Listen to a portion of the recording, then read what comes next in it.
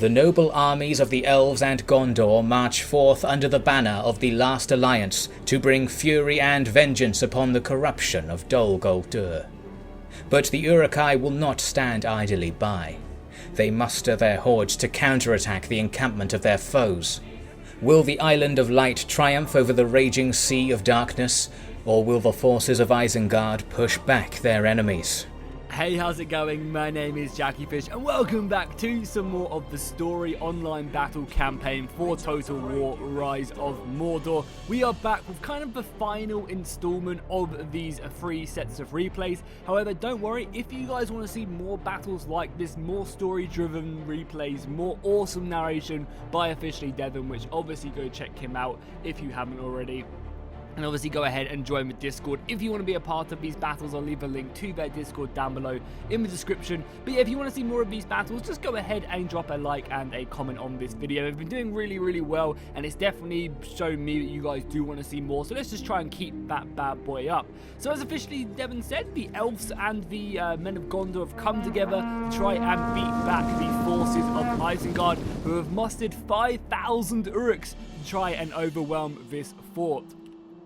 As well as that, the people who created these battles have gone ahead and shown me the map that they use for troop movements and different armies, as there are several armies scattered around this map of Middle-earth, which they kind of move around in their Dungeons & Dragons-esque campaign. So if you guys want to see more of that, like me actually bring like the map in to show you where stuff is, then let me know in the comments as well down below, so you guys can kind of get a global kind of world feel, if that makes sense, of why these armies are coming to clash. Obviously in the first episode we had the surprise attack on Dale, and then the Elves turning up late and then kind of killing the remnants of the Uruk-hai at the Harad forces at Dale.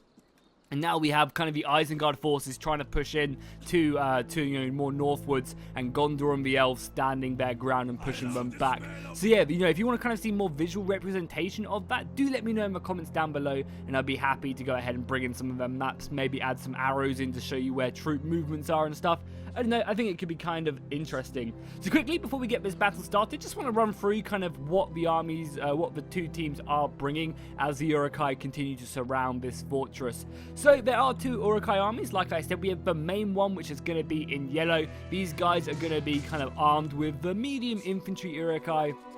We can see that they, have their shields, armor, swords, helmets, pretty decent infantry. They also have kind of a few detachments of these White Hand Stormers as well. These guys are kind of the elite infantry of the Uruk-hai, very fierce. You can see these huge shields. Really reminds me of Helm's Deep when they're pushing up the battering ram at the ramp up to the gate as they're protecting it. It looks really cool. So there are a couple units of them bad boys. Again, their general unit is going to be led right here.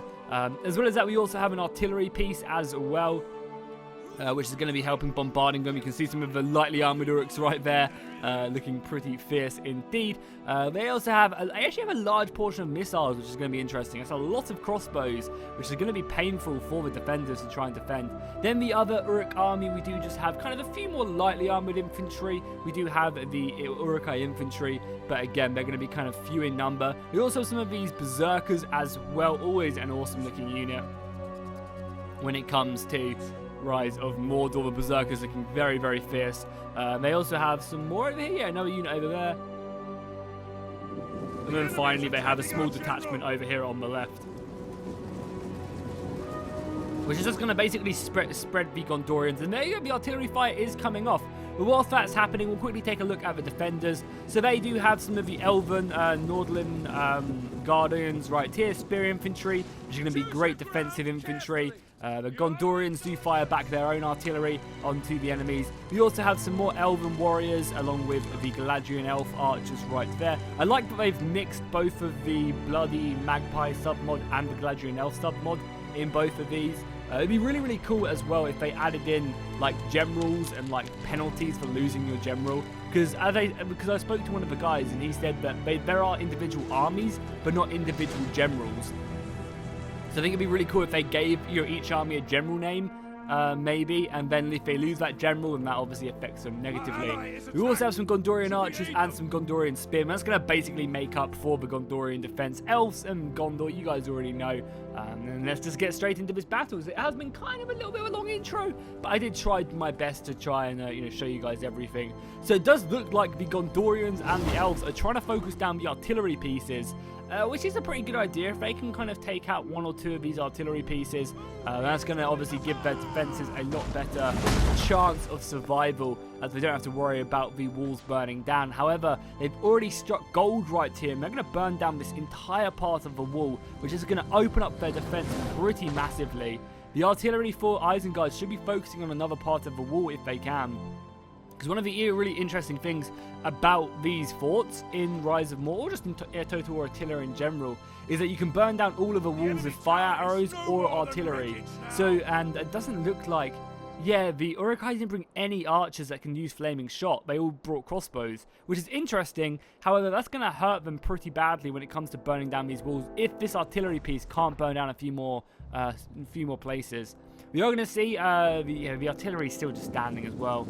Gondorian artillery is kind of falling short. We are going to see, though, the Uruk-hai crossbowmen moving forward, trying to stamp out the Gondorian defense right here. Crossbows over here as well to the left. We are receiving some archer fire from the tower, and I believe from the elves who are also there. Yeah, the elves are peppering away, taking out a few of these crossbows bit by bit, and honestly, I think this is the best idea for the defenders. Focus down the enemy missiles, because if they take out the enemy missiles, then honestly, they're in a really, really good situation, because their infantry is solid. The infantry for... Wait, can they... Oh, the crossbows can use flaming bolts. I did not know that. I didn't think they could use flaming bolts. Well, that's kind of completely takes away my strategy then, because yeah, they can burn down this entire wall then and open up a ton of breaches, which is not too bad. This entire wall is going to break down soon, though. You can already see it starting to happening right now, yeah. So if I was the Uruk-hai, I'd be charging through this right now as soon as it goes down. But not only is this going to destroy the wall, it's also going to allow these crossbowmen as well to get some shots in and start hitting away at the enemy infantry and archers when they're not that protected. So I imagine the beginning of this battle is going to be heavily skirmished as the attackers try and break down the enemy positions. I feel like these forts could have been a lot cooler as well in Attila. They really, really could. I really hope they do take the map design of Thrones of Britannia and push it forward. Also, now that the Thrones of Britannia maps are out, and the mod tools are out, I really hope that they can port the maps over from Thrones of Britannia into like Attila and all of these other games, because they're really awesome, and I would love to fight some of the Attila map or some of the Thrones of Britannia maps with Rise of Mordor units, because there are some really, really cool custom maps and stuff, and they're basically the same game. So, oh wow, that was a huge hit, burning so many of these Gondorians to smithereens. Oh my god. That was a brutal hit right there by the artillery. Oh my lord, that killed a large portion of Gondorians. And that's just softening up the assault, especially now these crossbows are getting closer and closer. I mean, at this point, it's not worth killing the artillery. They only have a couple more shots left. You're better off just trying to focus down some infantry and trying to take out maybe some of these missiles. I still can't believe how many Gondorians I just massacred. Luckily, a lot of these other shots are missing, but yeah, it's kind of a waste to try and focus down this artillery anymore.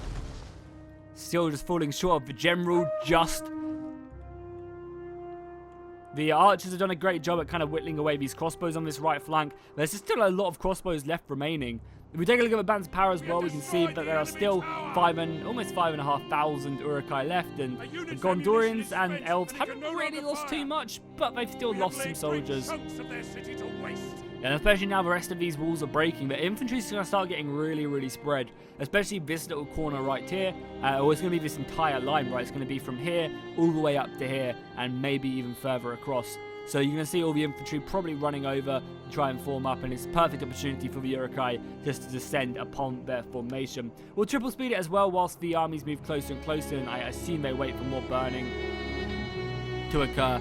Yeah, I'm just a little bit worried that the archers for the elves and the Gondorians just aren't going to be able to outmatch the crossbows, and so the crossbows just firing shot after shot after shot. The artillery crew coming in, taking a few shots. These Uruk-hai are just being sent to slaughter. I mean, this is actually a really good idea by the Uruk-hai player because they're absorbing ammunitions, and I think every volley is going to be really, really influential. They fired one shot, and I think they were told to hold fire. Yeah, I think they're trying to bait out like some archer volleys, but that's, you know, they're not really taking it.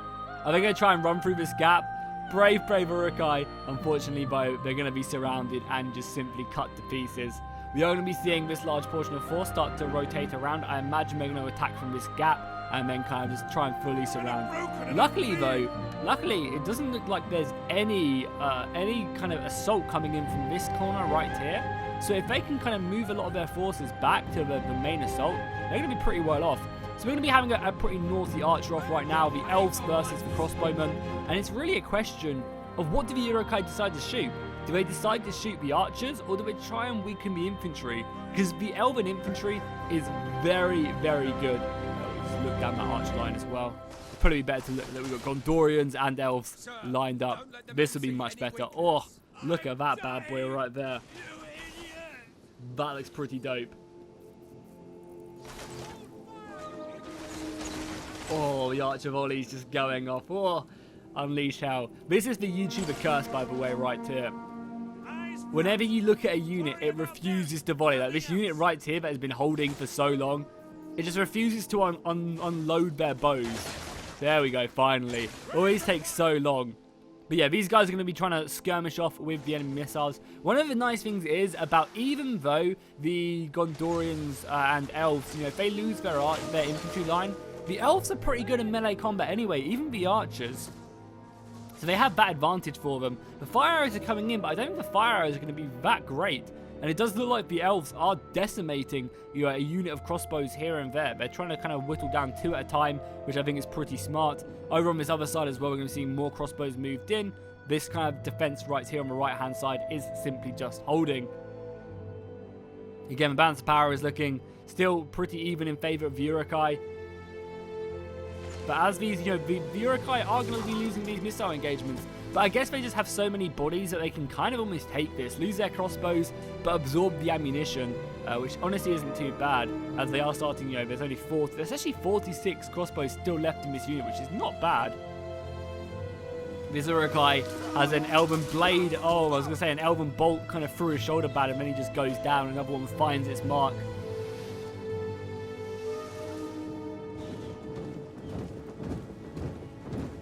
The Uruk-hai bow moving forward in full force.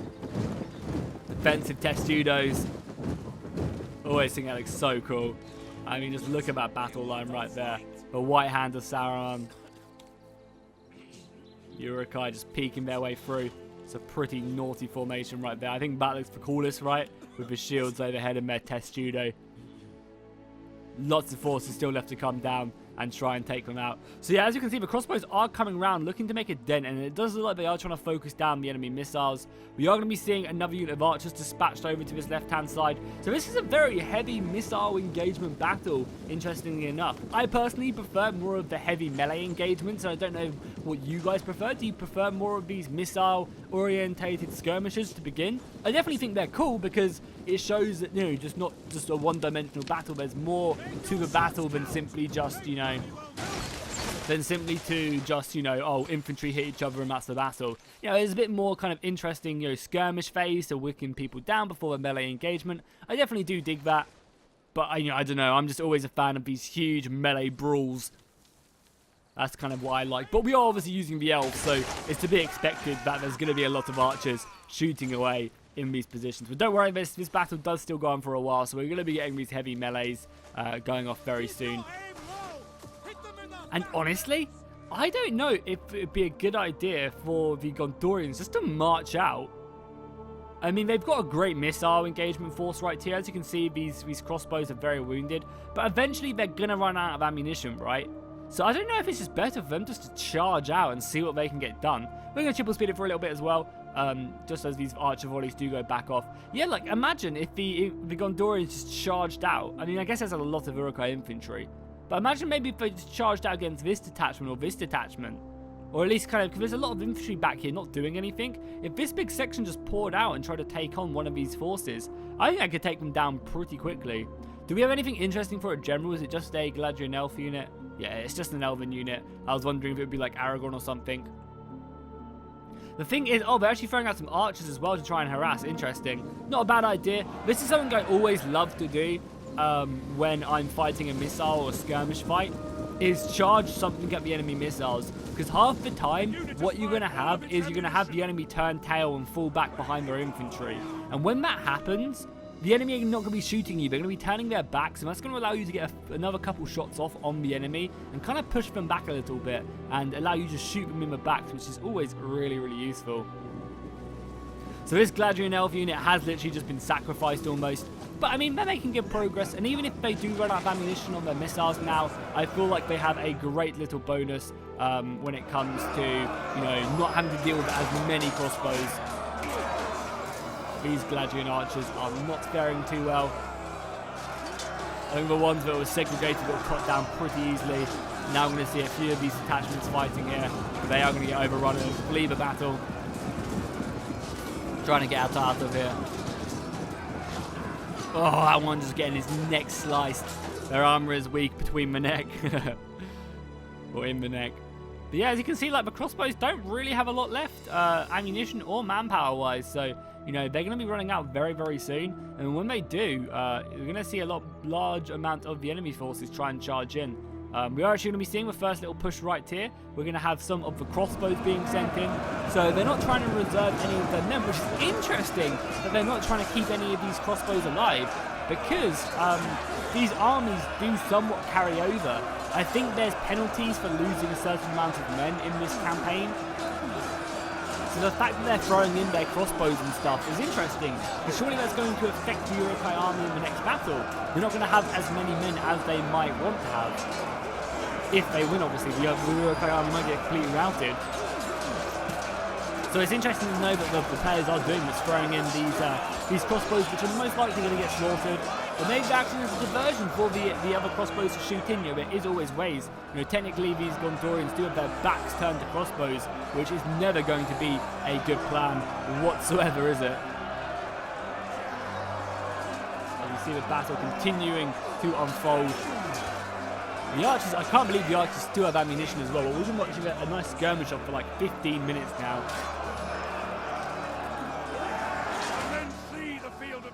Gondorians claiming victory over this quadrant of the battlefield, killing the rest of the Uruk-hai, slaughtering the rest of the Uruk-hai as they try and flee.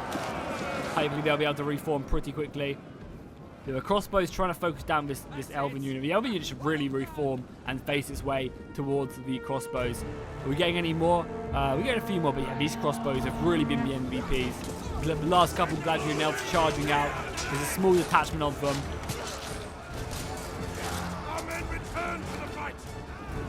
Yeah, both sides are being really aggressive with these archers out of ammunition, but I mean, these Uruk-hai are about to run out like very, very soon. It's only a couple more bolts and then they can really just push in. I mean, we take a look at the global map, you can see that, you know, a large portion of the Uruk-hai army is these crossbows. So if they run out of ammunition, become useless.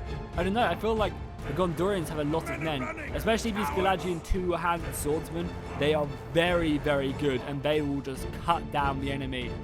So yeah, we can see a little skirmish off right there. The crossbows are going to be getting their last couple of shots off, and then I imagine they will pursue their way into the fortress and try and claim. Yeah, we can see the last couple of crossbows here trying to shoot off. I think what I'm going to do now is I'm going to cut it until the battle does. The rest of the main armies do move in, as we've already waited long enough. Okay guys, here we go. The battle is ready to finally be kicked off. Oh my god. I'm all for one for like using your missiles, but that was to the extreme. I feel like a lot of these crossbows could have been shot during the main melee engagement, honestly. You know, having like a 25-minute skirmish period is a bit extreme, honestly. So hopefully next time they can be a little bit more forward with their infantry, especially when the Uruk-hai already have a pretty nice advantage. Like, a lot of these crossbows could have been shooting when they were already engaged with infantry and stuff. So yeah, maybe if I could give some feedback on this battle, you know, more melee engagements would be great. Honestly, more big melee engagements. And we'll opt for skirmishes, but 20 minutes of skirmish fighting is a bit, you know, a bit dull to watch just from the YouTube perspective, I think.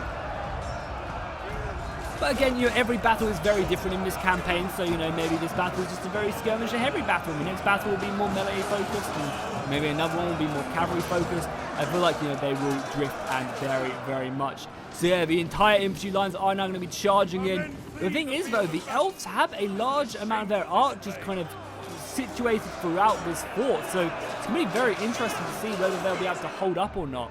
We've got the main assault army really pushing in now, trying to overwhelm that fort, and now these armies are starting to be sent up more and more reinforcements. One of the things that the elves and the Gondorians have to their advantage is they have a pretty nice set of reserves which they can throw into battle, and they've got like some archers back here as well. They can also commit to the fight. The Uruk-hai are really going ham here, though. They're sending in all of their crossbows on that front line. I feel like that's kind of a waste. If this is, say, like a campaign, and they need to hold back onto all their men, like every single man counts to some extent, I feel like throwing in these crossbows is a bit reckless. This means the Uruk-hai army is going to be weaker in the next battle.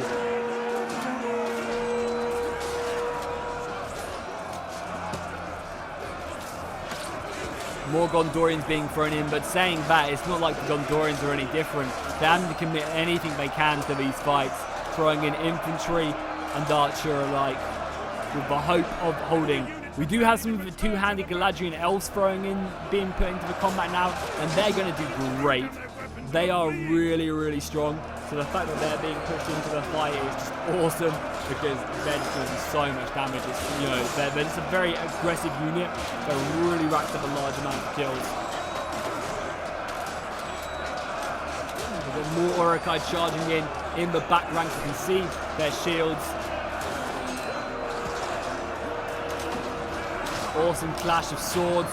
The Uruk-hai throwing in barely infantry. We also have some of the axemen as well. These axemen are great armor-piercing units. What I love about the Uruk-hai is I love their curved blades. It's so awesome. And we'll slow-mo it just for a little bit. I don't want to slow-mo it for too long, as we've already had, you know, a decently long battle, but I want to just really embrace this, as the melee phase of this battle is not too huge, and I really want to make sure we catch all of the action. So we actually even see the berserkers coming in now, and these berserkers are such an aggressive unit. Oh, that one just decapitating that Gondorian soldier as he tries to flee from the battle. Yeah, that's not great. The Gondorian right flank just completely caving in. We also have this unit of warriors right there being broken. We do have a piece of artillery. Oh, if this artillery, can this hit? Big money. Oh, wow. So close to being a big money hit right there. Wow. We're also going to be getting pushed on other sides as well. More crossbows from the Uruk-hai. The Gondorians, though, many of their men falling at their feet as these bolts find their marks through the shield, through the armor. But we are going to be getting the Uruk-hai charging in there. I mean, they still have more men to commit. Like, this unit can probably commit back to their main engagement, which looks to be struggling right now. The elves and Gondorians need to reform up.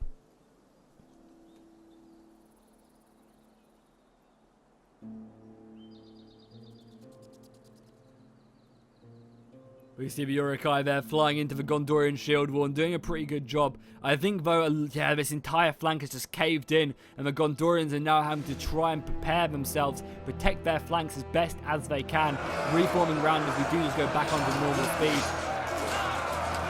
This is a hard fight indeed for the Gondorians and the elves.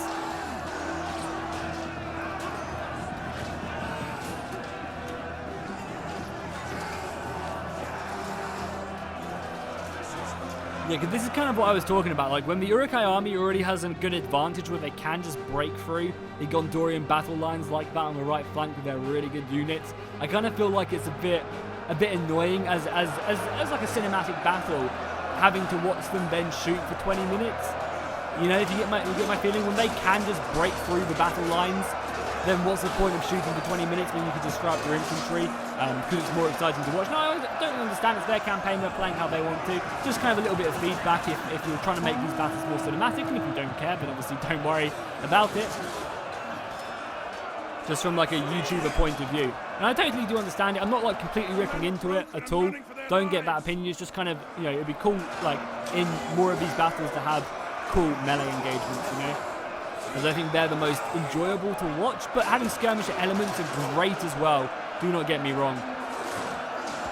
I would just like to see. I'd like to see if the side is like got a large port, like got the advantage in battle. I'd like to see them be overconfident instead of carefully pinpointing every single action in the battle. You know, if a side has the advantage, I don't want them to play as if they have a disadvantage. I want them to play as if they have a good advantage, especially if they're then going to just throw their. It's like, oh well, they're maybe just trying to save casualties. Then they just throw their crossbows into the battle, which doesn't really make too much sense. So yeah, I'd just like to see, if a side's got the advantage, play overconfident, you know. Not to an extent where you're going to lose a battle, but, you know, don't just sit around for 25 minutes to shoot. But whatever, that's honestly, I don't want to sound like I'm complaining, because I'm honestly not. This is awesome, these battles are awesome, the story's awesome. And obviously this is your Dungeons & Dragons-esque campaign, you're sending me the replays. Just if you want to make them more cinematic, that's kind of my little bit of my advice. And don't go to an extreme. Like, don't go to an extreme and just have melee engagements from those skirmisher phases. You know, you just kind of like, you know, maybe add in a bit more of a melee engagement, a bit more confidence in the attackers. Would be awesome. But anyway, enough of that. Let's dive back into the battle. So we're going to see the Elven General here. He's going to be marching or trotting through the left flank, looking to probably get a rear charge off into the side of these Uruk-hai. The Uruk-hai are, however, making their formation known right there as the Elves come flying in for one more epic charge into the side, sending many of these Uruk-hai warriors back. But they're going to be getting surrounded probably as more and more Uruk-hai pour into the fortress. Gondorians fighting with every single breath they have. They've actually managed to secure this right-hand side very, very nicely. But there's not many of them left, honestly, and I think their lines are starting to rout, especially on these positions right here. The Gondorians and the Elves just did not have enough men left remaining in this battle after the skirmish phase to really put up an interesting fight. I mean, we look at the bands of power, we can see number-wise, yeah, the Uruk-hai did lose a large portion of their men. In all fairness, they still have 2,000 men left, which is just crazy. They overwhelmed the defenders. I mean, they definitely did have an okay chance. It's just after that skirmish phase was over, there was no doubt that the Uruk-hai infantry was just so strong they could easily overwhelm the defenders. And now this will be the last stand of the Elves and men. Don't worry, I'm sure there are plenty more men. As you guys probably would have saw, I imagine I would have maybe popped it up on screen when I was talking about it earlier. They have like a map of all the armies and stuff, so you know there's plenty of moving pieces moving around the battlefield. And there we have it. The Uruk-hai do claim victory. A Pyrrhic victory, but a victory nonetheless over the men and the Elves. And that's going to wound them. Granted, I imagine a large portion of the Elven army wasn't here because it was up in Dale, so that couldn't really support the Gondorians as well as the Elves maybe would have liked. But maybe we'll see some sort of retaliation. But a massive blow for the sides of good here, losing a large portion of their forces in that fort. We did, however, manage to kill a fair amount of the enemy. If we take a look at the kills, we can see that their crossbows, again, doing great. 144 kills on this one, 72, 100 on that one. You know, considering there was only 3,000 defenders, that was pretty nice. And then the infantry just coming up and clearing it up. Again, over here as well, a nice array of kills, really wounding the enemy. And then the infantry coming in and clearing up. Berserkers as well, 60 kills, not too bad. Then if we take a look at the good side, we can see, again, better archers, 200 kills, 200 kills, 200 kills. Very nice. The infantry as well, all doing okay. Mainly though, as the archers for the forces of good, just skirmishing away with the crossbows and killing them. And then the infantry kind of just faltered towards the end, so they didn't really get to kill too much. So I just want to say a massive thank you to the guys who sent in these battles. They've been really awesome. And please don't take my kind of constructive criticism badly. That's just my opinion. You guys might want to do it your own thing. It's just kind of, you know, as a cinematic battle, watching a 20-minute skirmish phase can get a little bit, you know, a little bit tedious. I'm not saying don't do them. I'm not saying, you know, play these battles your own way. It's just if you do want to make them a bit interesting for your boy and his fans, then just throw in a few more melee engagements.